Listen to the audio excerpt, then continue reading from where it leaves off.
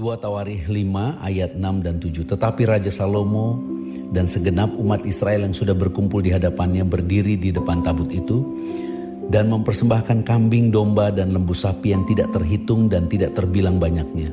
Kemudian imam-imam membawa tabut perjanjian Tuhan itu ke tempatnya di ruang belakang rumah itu di tempat Maha Kudus, tepat di bawah sayap kerub-kerub.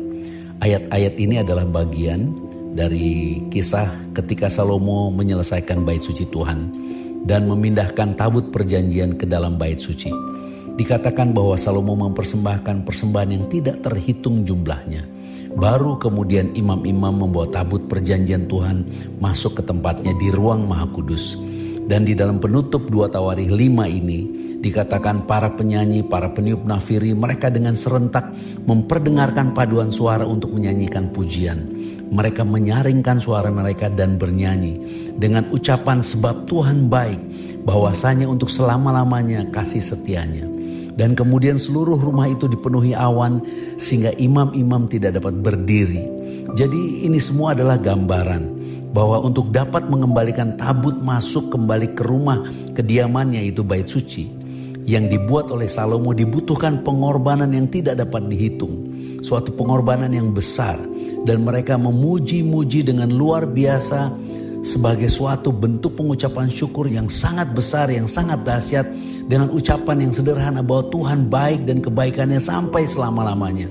Untuk hal ini tidak mudah kita pahami karena kasih Bapa yang telah membebaskan kita dari hukuman kekal, yang tidak pernah membiarkan kita mengalami maut dulu untuk kemudian bertobat untuk menerima keselamatan karena sudah mengalami maut seketika.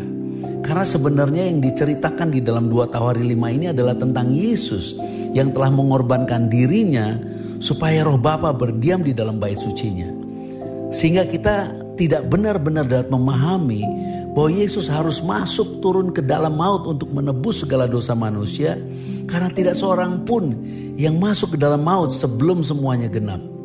Sesudah semuanya genap, kita semua sudah diangkat. Tuhan Yesus akan melakukan suatu penghakiman yang terakhir. Barulah segala sesuatunya genap.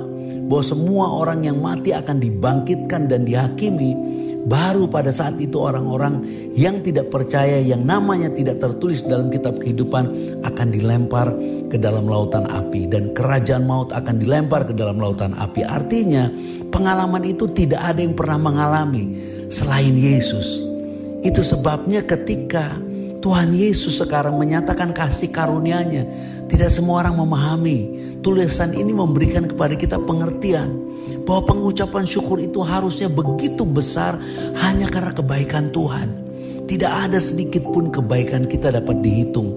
Karena hanya kebaikan-Nya lah yang membuat kita yang percaya sekarang memperoleh keselamatan.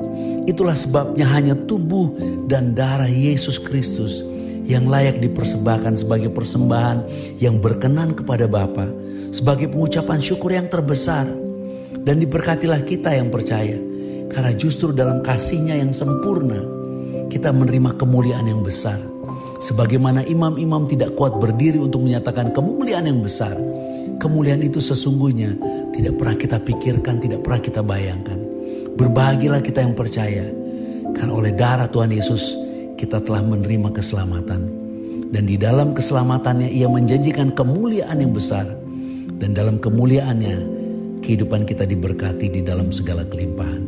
Dan biarlah kasih-Nya melimpah-limpah atas kita semua. Terpujilah Tuhan Yesus Kristus yang sangat mengasihi kita. Sebab Tuhan sangat baik, bahwasanya kasih setia-Nya sampai selama-lamanya. Shalom.